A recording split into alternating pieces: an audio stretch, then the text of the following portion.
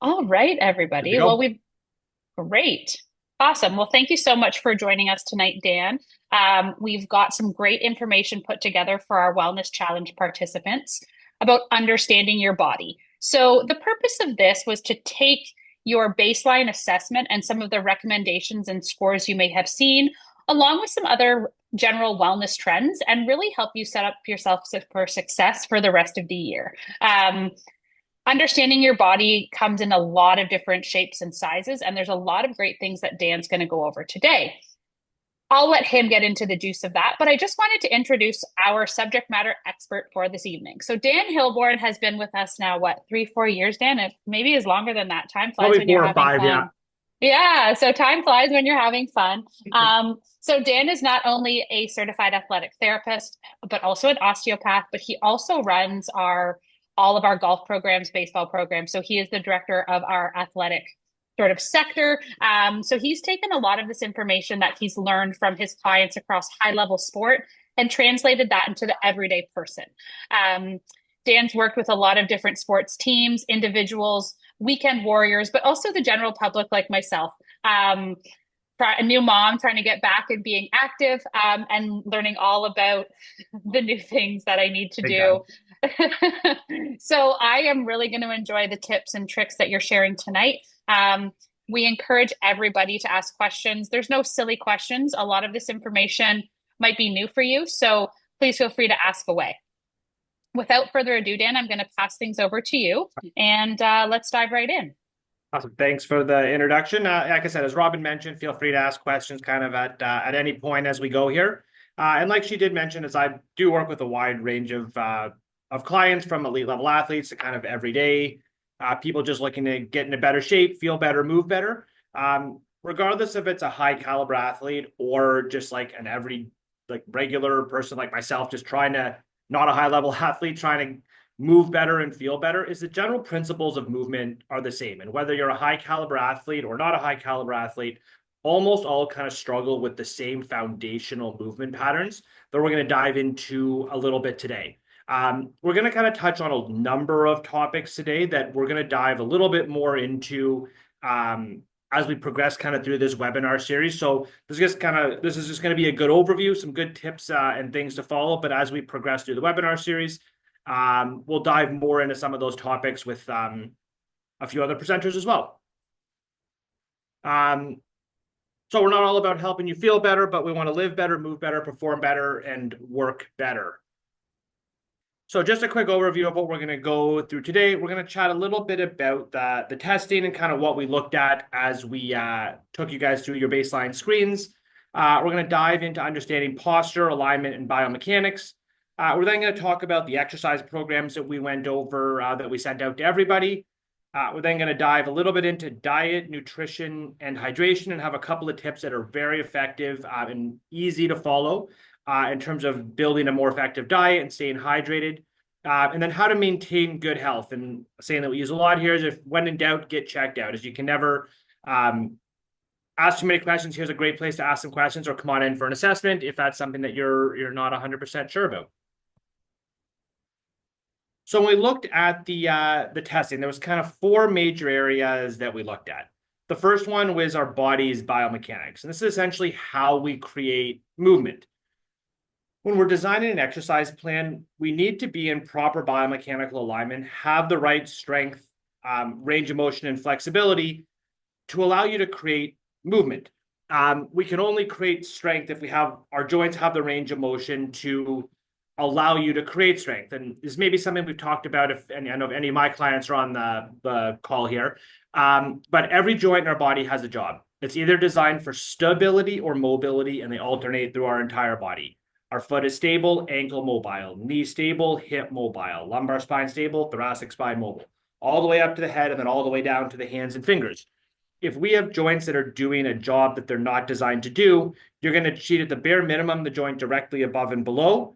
And that could work 6 or 7 joints up along the chain. We're going to talk a little bit about that in foot position in a second, as well as core strength. But one that we see a lot is people have shoulder issues, but if they don't have the foundational strength in the joints below the shoulder, the thoracic spine, the core, or even lower down the chain, you're never going to really develop the proper strength or mobility in the shoulder. So this is why we kind of looked at full body biomechanics to understand how you move. And more importantly, are your joints doing the job that they're designed to do? Second thing we looked at was foot position. So everything that we do, we interact with the ground, and our feet are kind of the direct link to the ground, and our shoes are how we support our feet. There are lots of good shoes on the market. It's a question I ask clients all the time: is what type of shoes do you wear? And they'll say, "Oh, I wear New Balances. It's a great shoe."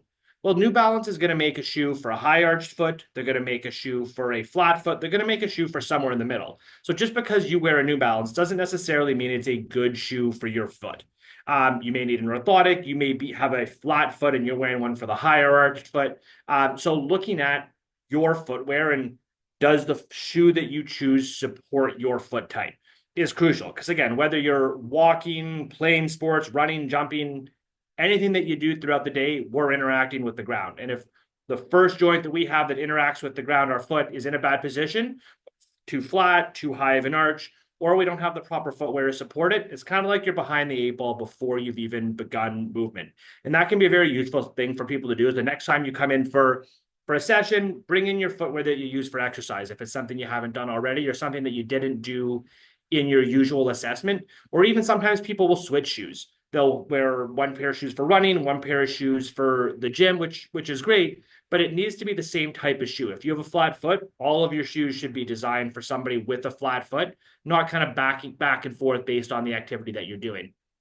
Third thing we looked at was core strength. We talked a little bit about this a second ago, but the lumbar spine, or kind of that abdominal area, needs to create stability. And we need to have a good neutral pelvic and lumbar spine to be allowed to create movement around that area. We're going to talk a lot about, when we talk about some of the exercises, how to get into the proper pelvic tilt or the proper neutral core position. A lot of us get into more of this, and we'll talk about this in a second, this more kind of lordotic or swayed back position. When I go a little bit more lordotic, it creates length or stretch in my core muscles. It creates length or stretch in my glute muscles. A muscle that's in a chronically stretched position can't work very well to create strength. So if we have some of our major core and hip stability muscles, our abdominal muscles, our core, and then our glutes, in a chronically lengthened position before we even start exercising, again, it's kind of like we're setting ourselves up not to be successful before we even start moving. So we're going to talk a little bit about that in a minute. And then the last thing we looked at was the vault. And those were those kind of silver gray pressure plates that we had you stand on. And they look at how much force you produce, how quickly you can produce it. And then the most important one, at least as we start to build out a program, is how effectively can you stabilize when you're producing force. So again, if we have really bad balance, whether on 2 foot or 1 foot, every time we walk, we're in a single leg balance position as our other leg swings. If we can't create good stability on that foot, knee, hip, we're going to see the knee caving in, the knee caving out, maybe the knee coming too far forward, the foot caving in, the hip rolling in a position it's not designed to. So you'll probably see that if you've been going through your exercises, there's some balance and stability exercises in there. This is something we're going to build out as we go through the program. But the key to that is making sure that we have good balance. And then once we have the balance, we can then talk about how to produce more force, things like squats, lunges, that type of thing. So some really common postural dysfunctions that we see with a lot of people that can lead to pain and injury. You can kind of see there's 4 or 5 along the bottom there. These aren't all completely isolated postures. A lot of time one will create the other. For example, that thoracic kyphosis, that kind of like hunched forward upper back position. A lot of people get stuck in that overly kyphotic or hunched upper back. But a lot of us don't walk like a complete hunchback. And again, if we kind of get stuck here, our brain says, I'm not going to let you walk hunched over. So the low back then, again, rounds to bring you more upright. When we're in a good neutral position, as you can kind of see on the right there, there's those the 2 kind of cartoon pictures there, one very upright, one's kind of rounded forward. When we're in a more neutral position, like the person on the left, ear is in line with shoulder, shoulder's in line with hip, hip's in line with that lateral ankle bone. When we're standing upright, the bony structure of our body does a very good job of supporting our posture. The spine stacks on top of one another. The hips distribute weight evenly. The knees distribute weight evenly. But when we start getting into these, whether that's that person on the right that's a little bit more rounded forward, or a couple of examples we're going to talk about in a little bit when we get these kind of twisted pelvic positions, which makes one side sit a little bit lower or higher than the other, then our postural muscles have to start kicking in. You can see with this person on the right here, when they're kind of rounded forward, again, the brain doesn't want to be rounded forward. So those muscles in the upper neck and the upper back, they're going to work to pull you upright. The problem is those muscles aren't designed for muscular endurance. They're not designed to work for 4, 5, 6, 10 hours a day. And we have these muscles that aren't designed to work for prolonged periods of time, starting to work as postural muscles. They become overloaded, they fatigue, and that's when they're going to lead to breakdown and injury. It could be a tendonitis, it could be muscle strains, it could be a number of different injuries, but these muscles, a lot of these muscles aren't designed to work posturally, and they're not designed to be worked for long periods of time. So relying on that, like being like this guy on the left here, where we can rely more on bony structure to support, and then muscles as like a secondary unit. Here's something that we see with a lot of people, this what we call upper cross syndrome. And it's something that I see a lot of people doing the wrong exercise for the wrong body part. I'm going to use the lower body as an example here. So in this lower cross syndrome, again, this is this anteriorly kind of tilted pelvic position. So in that position, you can see the iliopsoas, or those hip flexor muscles, are in a short and tightened position. The erector spinae, the low back muscles, are also short and tight, where the abdominals are long and weak, and the glute max, and it doesn't say it on here, but the hamstring muscles are also in a chronically lengthened position. So here's somebody that has a hamstring that is chronically stretched. It's in an elongated position. If I have a muscle that's in a chronically stretched or elongated position, a lot of times people say, oh, I just need to stretch it. But if I take, again, this chronically stretched muscle and do a hamstring stretch it even more, I'm just creating more length to a muscle that's already lengthened. In this case, we need somebody to actually do more glute and hamstring strengthening, because these muscles are long and weak, and more low back hip flexor stretching. So somebody, again, lower cross, more glute and hamstring strength, more core strength, more stretching of the hip flexors, more stretching of the low back. The same kind of thing happens in the upper back, the neck and shoulders, where if we get into this rounded upper back position, the pecs get really tight, the upper traps get really tight, shrugging us up. But then those deep neck flexors, and then those upper back muscles, the rhomboids, the serratus, mid and lower fiber traps, they get into this kind of elongated and weakened position. So just because a muscle feels tight doesn't necessarily mean it needs to be stretched. And this is, again, where when in doubt, get checked out. If you're not 100% sure, and especially if you've been doing a hamstring stretch for a couple of weeks, a month, and it still feels chronically tight, it's probably not, it probably doesn't need to be stretched. It may need to be strengthened. But again, this is where seeing a healthcare practititioner or somebody from the team here can take a look and say, yeah, you know what, like keep doing what you're doing, or here's some other things that we can look at that can also help address some of these upper or lower crossed syndromes that are incredibly common, especially with people that sit all day. Then if we talk a little bit about alignment, and this is something that that we see a lot of, is if we take our two pelvic bones, like the wing bones of our pelvis, you can kind of see on the diagram there, as we walk or move or do anything, one goes forward, one goes back, one goes forward, one goes back. It is very, very common for one of those bones to get stuck a little bit forward, a little bit back, a little bit out, a little bit in, up, down, or in a misaligned position. What you can see from the diagram on the left there is when that right hip gets a little bit higher, the left hip gets a little bit lower, it puts our whole body kind of out of whack. You can see when the left hip goes down, that creates the left knee to go in. It creates the left foot to cave in or flatten. It creates that left shoulder to shrug up a little bit.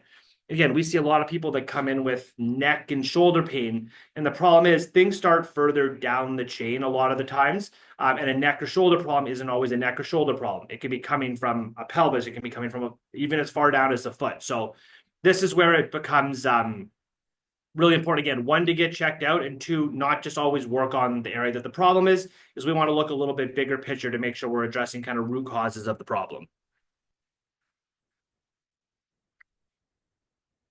Awesome. So when we're putting together the exercise programs for you, and a lot of you are on to the second phase now, we kind of are going through three major phases of how we're designing these plans. The first one is realign, reinforce proper biomechanical alignment, core strength, and then full body strength and more dynamic movements. Like we talked about a little while ago, is we need to be in proper alignment, like we just talked about in that last slide. If we have one side of our pelvis that is sitting a little bit forward, a little bit back, again, that's going to lead to our whole spine being a little bit misaligned. And something that we see a lot is people are strengthening or going for walks, runs, cycling from these misaligned positions. Our body's smart. And if you continue to move in a misaligned position, it's going to continue to think that position is normal. The more you stay in that misaligned position, the harder and harder it's going to be to revert back. So we got to get you into a proper position, got to have the proper joints doing the proper jobs. If we come back to that stable, mobile. Because if, again, we're just going through exercises or going through the motions of doing the exercises versus focusing on creating mobility and stability from the right joints, we're really not going to see the benefits that we want to see from exercise versus having proper alignment, proper movement first. Some of the really good ones that we've kind of built into your Hey program are things. Dan, Yeah, sorry to interrupt. Is yeah. this common? Like, do you see imbalances like this? Like, how common would it be in terms of a percentage in your Almost client base, would you say? 98% have, Okay.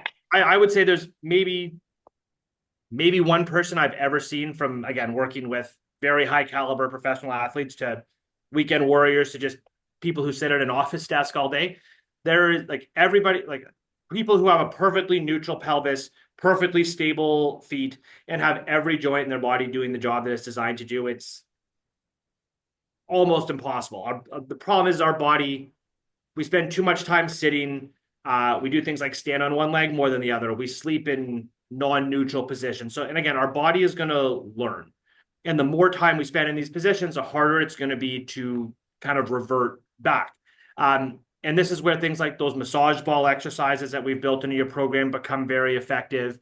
The posture arch is one of the most crucial things that I recommend to almost every single client that I work with. And two of the most common areas that people get pain, neck and shoulders, lower back. And again, 8, 9 times out of 10, that's from a lack of thoracic spine mobility. Again, we're kind of gone over this a few times, but stable, mobile, every joint alternates up. Thoracic spine is designed for rotation. I would say 90% of people lack thoracic rotation. And we're not creating rotation from here. We start compensating at the joint above the neck and the shoulder. We compensate at the joint below the low back. So low back, neck, and shoulder issues, again, 8, 9 times out of 10 aren't totally stemming from there, or they're at least not isolated issues where that's the only cause of the problem. And we're going to lose thoracic rotation. Again, you can try this yourself if you want, but if I kind of hunch my back over and try to turn my spine, I get very little range. If I sit more upright, allow my thoracic spine to extend, I immediately gain more rotation. So using that posture arch in an ideal world daily goes a really long way, especially because we all spend so much time rounded at the computer, driving, eating, reading, watching TV. Crucial to getting us out of that position and allowing that whole upper quadrant to move a little bit more effectively. Second thing with the realignment stuff, and we touched on this a little while ago, but wearing the proper footwear. If you're unsure, get checked out. Again, just a good pair of shoes, New Balance, Saucony, Asics, really good reputable shoe companies. But again, if it's the wrong shoe for your foot, not a good shoe for you. And a good shoe for you might not be a good shoe for somebody else. So get checked out. If you need insoles, whether that's orthotic, super feet, like those are things that people just need because the way we interact with the ground is going to dictate everything that's happening from the ground up, from the feet to the neck. Second thing that you'll see is a big part of your programs is the core strength. And you'll see there's a number of exercises in the program, both the phase 1, phase 2. And if you read like all the descriptions or watch the videos, it talks a lot about pelvic tilting, or how do we allow yourself to get into a good, proper pelvic position before we exercise. There's a couple of cues that I give everybody before we begin, kind of like the most basic core engagement stuff. And it's tilt the pelvis, so that's flat in the low back. And again, I'll just demo it again. If that's the more arched, like belt up to belly button, how do I flatten through that low back position? How do we then want to tighten and engage, squeeze into the core muscles and breathe.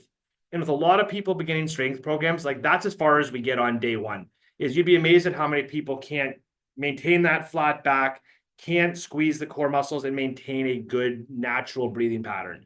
And if we can't breathe properly, we can't move properly. So when you're going through a lot of those exercises, focus on kind of those three cues.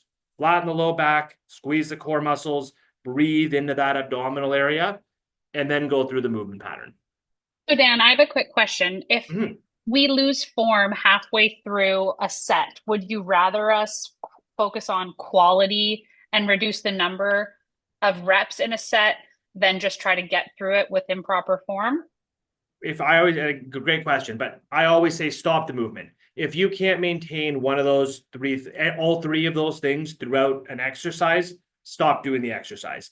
And again, this is kind of where it comes back to, are you doing the exercise or just going through the motions?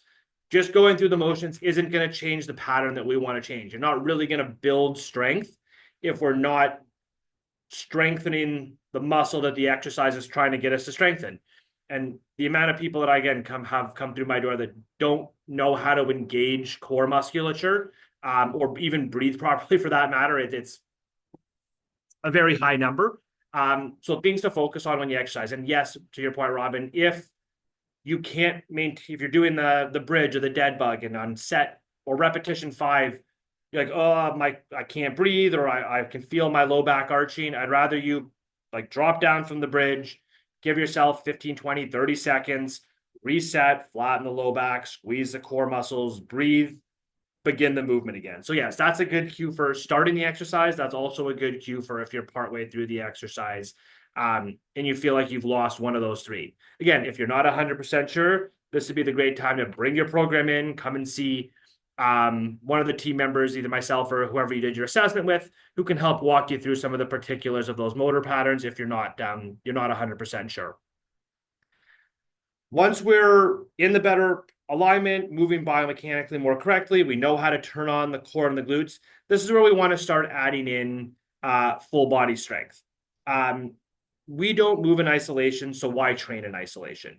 And again, there is a time and a place to work muscles individually, but I see a lot of people at the gym doing those like the extension exercises or leg curls on the machine. Yes, it's great to like strengthen your quads or strengthen your hamstrings, but when do you ever use your quad in isolation? If you're walking, you're playing any sports, you're getting up and down from a seated position, you're never just going to use one of those muscles in isolation. The hamstrings and quads work together. One's going to contract concentrically, one contracts eccentrically. So if they're working together, why are we going to train them in isolation? So you'll see as we kind of go through the later phases of our exercise plan, you're going to see bigger, more dynamic movements, and ones that are going to help to incorporate proper motor patterns. So if we're doing rotational stuff, are we rotating from our thoracic spine and hips? And how do we make sure that we isolate and go through that movement? Things like squats, things like lunges. We're going to make these exercises a little bit more dynamic, and making sure we teach you that not just how to get into better alignment, but make sure you know how to reinforce it. Because if we get you into a good neutral alignment, then we don't teach you how to move correctly, and you just kind of go back to your old movement patterns. Everything you did, we're just going to kind of see you start to regress over time. So it's put you back in a position, strengthen the core to keep you there, then teach you how to move correctly so you don't see those kind of things revert and go back as time goes on. Next, I know we're going to talk about this a little bit later in some of the other webinars, but just from a really quick dietary perspective, a couple things to look at. First one is with carbs. So glycemic index is a really important number that's come out somewhat recently. That looks at the glycemic index of foods. Foods can have a low glycemic index. It can have a high glycemic index. High glycemic index foods are going to increase the blood sugar, increase insulin production, and increased insulin causes your body to store fat versus burning it. Lower glycemic index foods encourages your body to burn fat and maintain a more healthy metabolism. So that link that's just under that, we don't need to open it and go through it now. But there's a whole list. It's from the Diabetes Association, but a huge list of carbohydrates that have lower glycemic index, ones that have higher. And again, as a general rule of thumb, we want to look for those lower glycemic index foods when choosing carbohydrates to eat. A question, Dan, and you might not know this, and this is might be for the dietitian that we bring in. Is something with high fiber typically lower glycemic index? It depends on the food, but that's usually, yes, you usually want the higher fiber ones are going to be better. Again, dietary is not my area of expertise. No, and that's fair. But yes, fiber, like the higher fiber ones are generally the better carbs, the lower glycemic index ones that we want to look for. But a great tool is, again, like if you download that link, there's probably 100 foods on there, or 100 Perfect. different carbohydrate foods that you can look through. And the ones that, again, like the last, like increase, like the increased insulin is when you have a spike, you're then going to have a crash. So people who have the higher glycemic index foods, these are the people that are going to crash later in the day, versus being able to slowly use the insulin or the carbs a little bit more effectively. So not only does it help with fat, but it also is going to help with energy levels throughout the day as well too.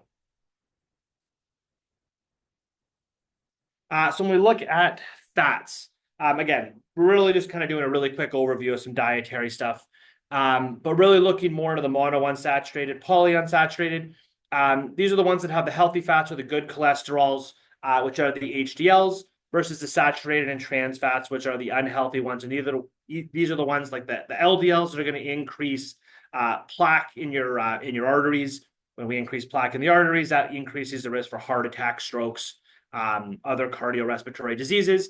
But looking at those good fats, and we have a list of some of them here, but those monounsaturated, polyunsaturated, things like the peanut butters, the omega-3s, the fish oils or fish in general, are the good ones that we want to look for, versus the saturated and the trans fats, like the processed meats, the sausages, burgers, bacon, and then the fried and fatty foods. Again, not saying we need to eliminate all of them, but when we're choosing carbs, we want to look for more lower glycemic index ones. When we're choosing our fats, we want to look for more of the monounsaturated, polyunsaturated. And again, here's a really good list that you can kind of go through. And if you Google these, there's a number of really great resources that can help you plan dietary choices around picking more of the polyunsaturated, monounsaturated. But a really great starting point when looking at that. And the last one is protein. And this is one that I think most chronically people are not getting enough of in their diet. So I struggle with this one a lot. It's one of my biggest goals for myself. almost everybody does. And you'll see as we kind of go through an example here as how easily you can be short on this. But exercise breakdown, when we exercise, whether that's lifting weights, the exercises we're doing, or just every day, walking, getting up and down, moving around, our muscles will break down. The way we get stronger is those muscles are going to rebuild. But the only way our muscles will rebuild is we need protein in our diet. Our body goes through what's called protein synthesis, or we get the amino acids from the proteins. And that's how muscles get bigger and stronger. Whether that's you physically trying to get stronger, or even something as simple as rehabbing from an injury. If we have a muscle tear, a tendonitis, and we need that muscle to get stronger, we're doing all the exercises, but we're not seeing change. And a lot of the times it could be that we're just not getting the dietary requirements for that muscle to physically get bigger and stronger. The average person needs about 0.8 grams of protein per pound of body weight. So a 150-pound person needs, again, this is all approximate, 120 grams of protein. So just for a reference, in one day, that 150-pound person would need 2 chicken breasts or beef, fish, 2 eggs, a high protein yogurt, 2 cups of mixed nuts, and 1 cup of high protein milk or a protein supplement of some kind. I'll let you guys kind of do the math for yourself at home, but the majority of people aren't getting enough of this. And one, it's not going to allow us to get stronger. It's not going to allow us to rehab from injuries as effectively. And it's something to think about. There's that app that I kind of put underneath there. It's called MyFitnessPal.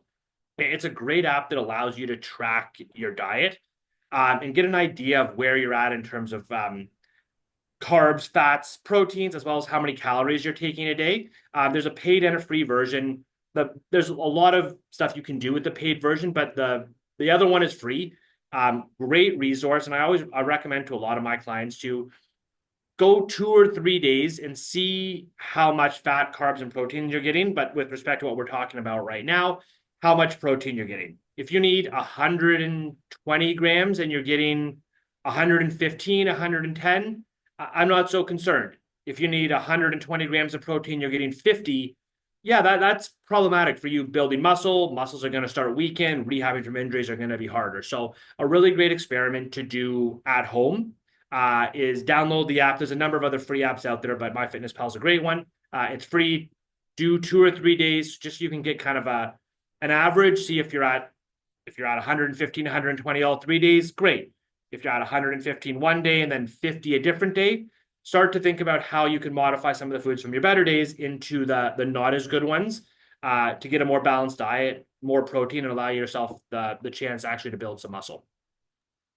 We'll share a link to this as well for Android and Apple users because it is a really great resource. I use it as much as possible when I remember, but I do find this one the best out of them all. Yeah, no, it's a very good app to track with, and it is always like I don't think I've ever found an app that makes diet tracking simple.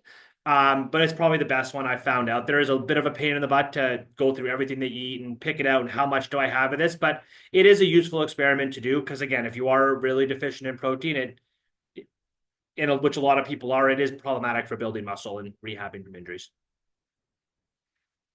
Hydration. So again, along with protein, this is probably one of the more common things that I think people aren't getting enough of. So every cell in your body needs water to function, everything from immune function to joint function to pH to brain function, focus and concentration, is we need to be getting enough water throughout our daily life to be able to sustain all these things, along with a whole number of other things that our body needs to function every day. So we should be getting about half of your body weight in ounces. So a 100-pound person should be getting about 50 ounces of water a day. For reference, I'm not sure based on my weight, I'm not sure how well you can see this, but I need to be drinking about 3.5 or 4 of these a day to be getting the amount of water I need just to sustain normal cellular function in my body. Again, something that people are chronically not getting enough of. And again, another really great experiment you can do for yourself. And one that's even easier than the protein tracking is get a bottle where you know how the size of it, drink all of your water out of there for a day. And again, see how close you get. If you're supposed to be getting 50 ounces and you're getting 40, I'm not too concerned. If you're supposed to be getting 50 and you're getting 20, again, that becomes a problem for a number of systems in your body, like we talked about on that last slide there. Secondly is we need to be getting certain amounts of water throughout the day. So 25% of that water intake should be happening first thing in the morning. We dehydrate overnight. Most of us are going to go 5, 6, 8 hours without drinking any water, or we might keep water by our bed, so we're drinking minimal water, but we dehydrate over those however many hours that we sleep for. So we should actually be getting about 25% of that first thing in the morning. And then at least 25% of that should happen throughout physical activity. So whether that's golfing, hockey, if you're going for a walk, we should be getting another 25% of that during exercise. And then that last 50% should kind of be spread out throughout the day in meals and just kind of like when you're sitting at work, in the car, whatever that is, we should have the other 50% throughout the day. And again, and crucial thing to note is water cannot be substituted for other drinks. So juice doesn't count, tea doesn't count, coffee doesn't count. It's got to be water. So another great experiment you can do at home. People are, again, chronically not getting enough water. And it's great to know, am I at least getting close or am I getting halfway there? And easy things that you can kind of choose to change throughout the day is keeping something like that near you. I keep this at my desk all the time. And I find I kind of fill it up a couple times throughout the day, and I've been doing better, especially since the challenge has started. I tried to keep up with my water intake. So kind of as a really just quick wrap up for maintaining good health is keep up with the exercise routine, diet and hydration. And again, using those kind of tools that we just talked about to try to track and see where you're at currently for those. sleep and stress, really, really crucial ones, is um, our body recovers as we sleep. So if we're not getting good sleep, our body isn't going to recover as well, whether that's from exercise or just the stresses that we put on our body every day. Crucial to make sure that we're getting good sleep. And then stress is a big one. So we're not going to dive too much into this right now, but heart rate variability is a great way to track stressors on your body. It looks at our autonomic nervous system, or more importantly, our sympathetic and parasympathetic system. Sympathetic is our body's fight or flight mechanism, where parasympathetic is rest and digest. Um, Sympathetic tone, or that like body's fight or flight mechanism, is something that's going to happen to every one of us every single day. Whether that's stress at work, we get in an argument with our spouse, we get in some road rage on the way to work. Sympathetic tone or fight or flight is going to happen naturally. And a healthy person that knows how to regulate that parasympathetic system is going to kick in. We're going to come out of that sympathetic tone or come out of fight or flight very quickly. People who struggle to moderate stress levels stay in the sympathetic state chronically for long periods of time. And when we stay in the sympathetic state for long periods of time, it does a real number on our body, from increased cortisol levels to difficulty recovering to mental stress to difficulty sleeping. So measuring this heart rate variability. And again, there's a lot of really cheap apps out there where we can monitor this. And then there's some really great tools that we give to a lot of our clients. And if you are in this chronic state of sympathetic tone, is breathing exercises, ways to stimulate that parasympathetic nervous system that can really help to decrease stress levels and get you out of this sympathetic or fight or flight state that, again, is a quite common thing that we see people in. And again, that's going to affect the way we heal, the way we exercise, the way we feel every day. And most importantly, when in doubt, like we've kind of a theme of the presentation, when in doubt, get checked out. Whether that's by a practitioner you've seen here, whoever did your assessment, myself. I believe at the end of the presentation, my email address is going to be on there. So feel free to, at any point, if you're unsure, email, call the clinic. I'm usually pretty accessible for the people in the contest if you guys have any questions or aren't sure about something. Perfect. So I think that basically wraps up kind of the really quick overview. As we mentioned at the beginning, we're going to dive into a number of these topics, especially some of the dietary stuff, a little bit deeper. With some of the exercise stuff, we're going to look at back health and some of the breathing stuff, I believe, as we go through some of this other webinar series. So this was kind of just an overview to the assessment, an overview to how to work on some of your exercises, and a few things to look at to start living a kind of healthier life through diet and hydration. I hope everybody enjoyed it. If you have any questions, feel free to ask away. Awesome, Dan. Thanks. I know I learned a lot, even though we work in the health and wellness industry, and we encourage other people to make healthy choices. I often don't take the advice for myself. So I really found Easier said value than done sometimes. in what you shared today. And for me, it's just about consistency and form. So that's one key takeaway for me. I think we've asked most of the questions, unless you see anything else in the chat on your end that has come through. I don't see anything. Okay, perfect. Well, everybody who joined the call today, you see Dan's email here, dan@hansbergerphysio.com. If there's any questions that you feel you want to ask in a more one-to-one manner, please feel free to reach out to him directly. We will be sharing this recording and a number of the resources, the clickable links, the PDFs, as well as a link to the MyFitnessPal for everybody to share that afterwards. So thanks again for your time tonight, Dan. We hope everybody enjoyed the session and that you took some key takeaways to implement for the next phase of the Wellness Challenge. Awesome. Thanks, everyone. Have a good night. Thank you. Bye-bye.